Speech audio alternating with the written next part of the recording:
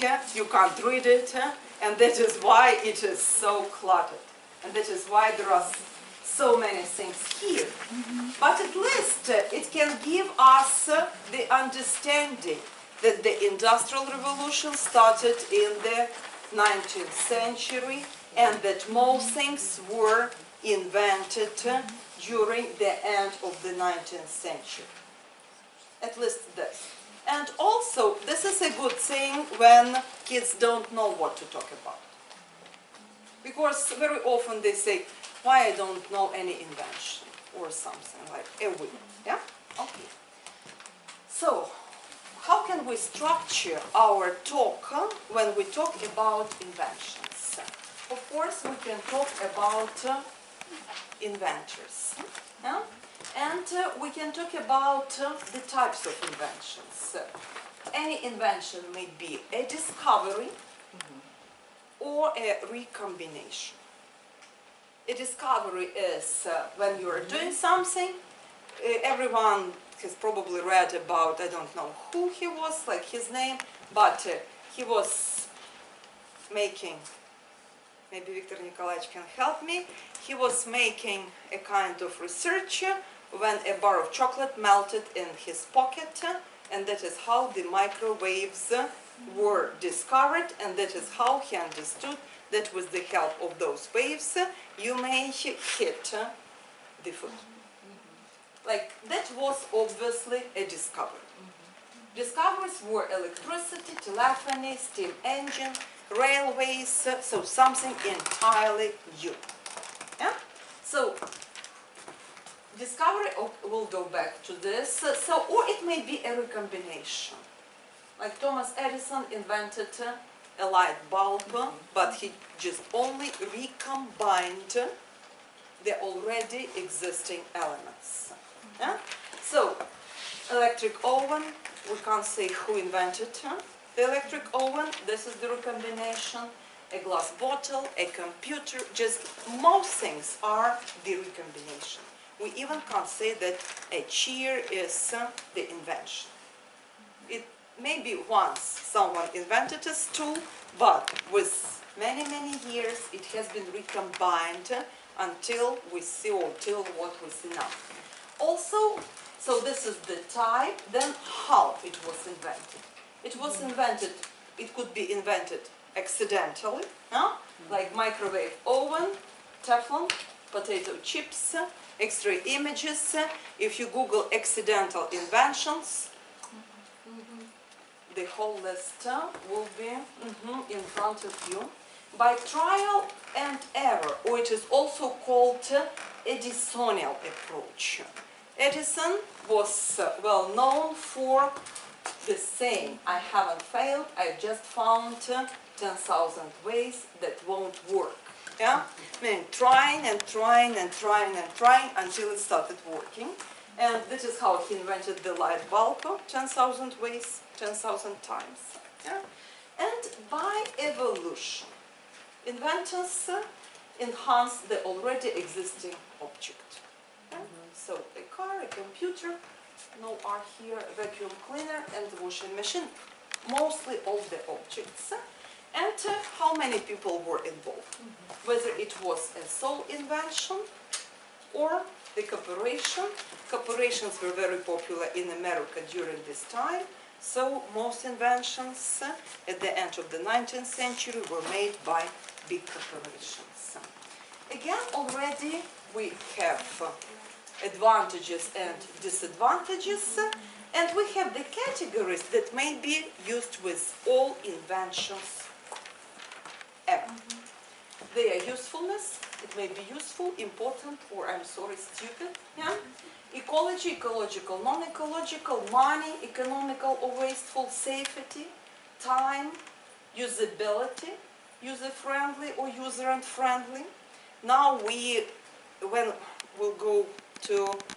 we'll talk about smartphones, and you will see that today we say that it should be intuitively understandable. We don't say user-friendly anymore, we say intuitively understandable. Yeah. which I've noticed substituted the word user-friendly. But user-friendly is also a good word. Yeah, and innovation. These are the categories that will help us to talk about inventions and to do. This is the speaking card, and this is the speaking part. Next slide, please. And this is the next slide, please. So, and this is the speaking card. You saw a very simple speaking card when we talked about computers. Yeah? So the speaking card is an application, an app that is used with the map. Because you can put lots of ideas into your map, but not so many kids are able to see those ideas. You need a guidance, you need an outline. And the more outlines they have in their heads, the more chances there are that they will use those outlines later. Okay? So, what kind of a speaking card do we have for inventions? It's scaffolds. It's the scaffold. It's scaffolding on speaking. So this column, left column, is an outline. These are the speech patterns. And we usually do like this to check their speaking. Like this. The first thing. Like this. Yeah? So imagine this is blank, and when they talk, they should just use this. So when you check their speaking, you allow them to look only at this part.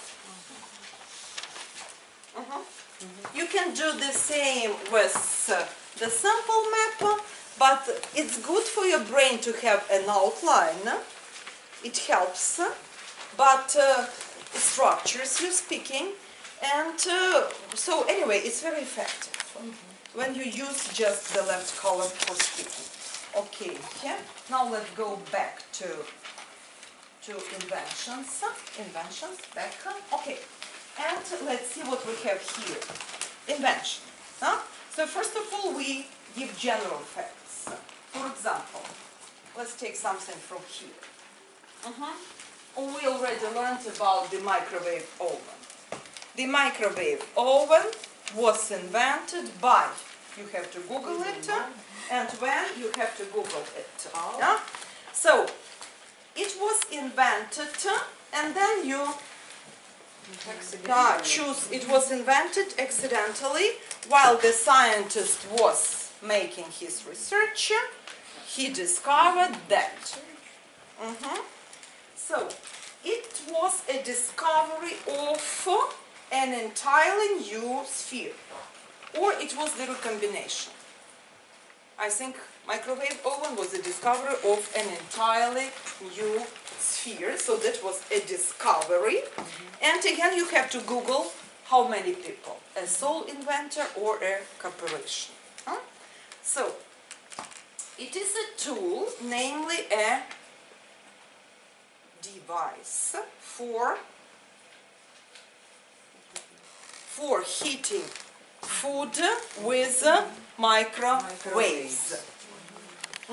That is where all our tools, what we have spoken about, can be used. You can just re-examine every topic and talk about the tools. You can talk about a peeler the same way, or you can talk about nicer dicer, or you can talk about a mincer. Yeah? So I mean that with this scheme, you can go back to any topic you want. Or you can talk about transport, about household things. So the functions, functional thinking. The primary function of it is to heat food, или is heating. However, there are secondary functions such as cooking, defreezing, and so on. Functional thinking. So then, spheres of life. again, they are just my spheres. It has great significance. Yeah, it has great significance in such spheres of life as where it is used, and evaluation. In terms of usefulness, I find this innovation important for teenagers, families. In terms of ecology, I find it non-ecological. In terms of money, I find it wasteful. So, repeating the same phrase all over again, they get a chance to remember at least one phrase when they talk at the exam or when they talk in general. Okay, questions here? No. Then turn the page. And next slide, please. Next.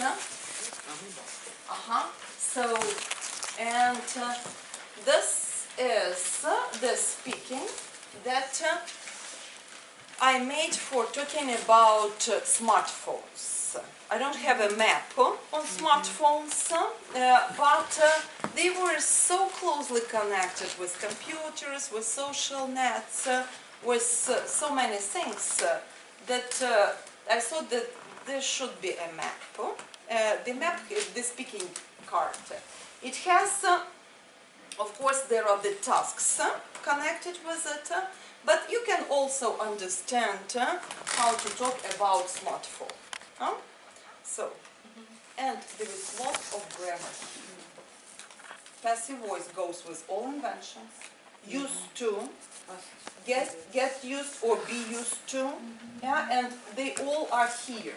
I used to make, I quickly got used to, I am used to, and also here I used perfect and just perfect, so, and the since and for, just to recycle perfect.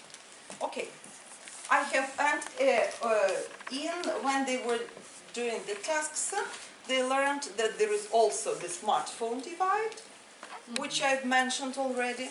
The smartphone divide divides all users into smartphone natives and immigrants. Smartphone natives obviously are multitaskers. They are connected to so many people, and they use their thumbs to text, and they are intuitive learners. So it's somewhere close to digital natives. So they're close to digital natives. So I didn't make a special map, it was clear. So what the kids will tell about the smartphone. I have owned a type of device since 2007. So I have been a smartphone native for 10 years, for example. As I often use it for, of course, everyone uses it for looking up words, and for dictionaries, of course, But as I often use it for looking up words, I consider myself a mindful user, of course. If you don't know the type of a user, use just mindful, So they may be mindful and different kinds of edits. So, okay, peculiarities of the phone. My phone is advanced in operating system, telephony, internet access, and gives me lots of opportunities. It operates on the system. Before, I noticed that we can't talk about the topic telephone anymore, because the topic telephone has lots of good phrasal verbs, but no one already holds on, dials, and so on. So, but here there is a chance to use telephone verbs.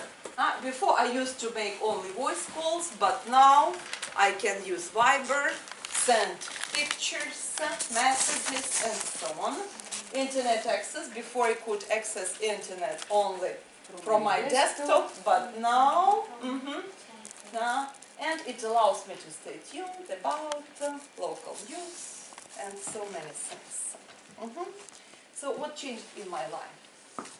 Since I got the phone, I quickly got used to texting my friends, sending pictures. I have enlarged my social network by using types of networks. It motivates me in the tasks. They have this different in motivation. The old phone users, the just cell phone users, are motivated by functions, while the smartphone users are motivated by displaying themselves and creativity. Yeah. So, but usually, the motivation to display is one of the hugest motivations here. It's more psychological. Yeah. So, favorite apps I prefer. I'm used to such apps as, and in terms of processing power, I consider my phone quick. But they Design. don't like this expression as for me. In the exams, they often correct students. They say, if you ask me. Какие exams? I am at the stage when it's good at least to teach them as for me. So, but still, you may admit it, of course. Yeah. So, quick, slow, then design, original, common, user-friendly, or intuitively understandable, entertaining, and in terms of creativity, it may be a creativity booster, because I can display pictures of myself and so on, and a creativity dampener, because I keep using internet and so on. Okay? So, that's probably everything. Next slide, please. I wanted to tell you about this, and now let's review what we have talked about. Yeah? So, how do we develop functional thinking? Like what things can do. So functional thinking, where is your first map? Okay. Functional thinking is this. Yeah? The verb, the tool, and the participle.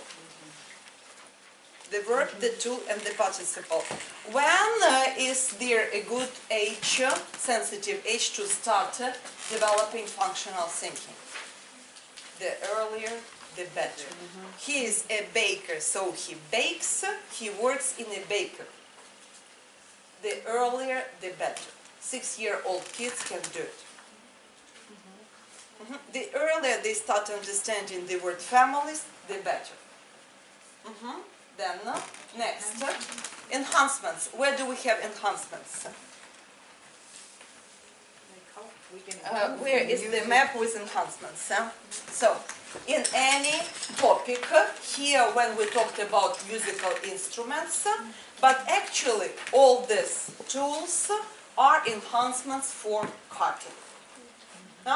Those tools are enhancements for cooling, a freezer and a refrigerator. Yeah? So they all are enhancements. Good. Then, historic perspective, how do we add it? How do we go back to history? By using timelines. By using timelines.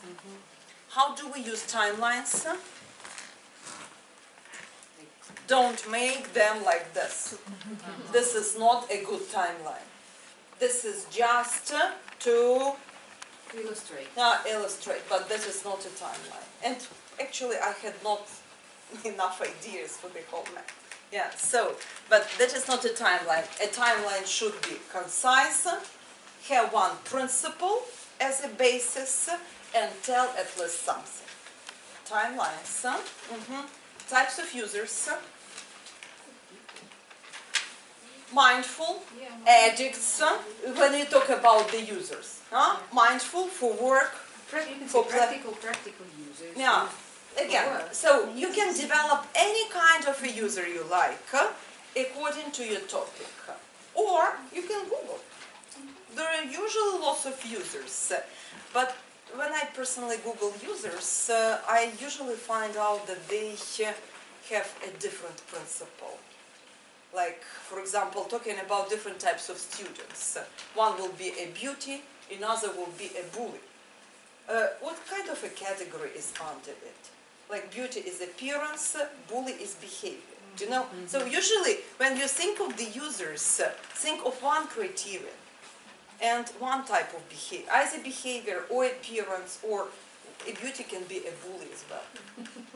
Yeah, so as far as I understand, they are not different people. They may be the same.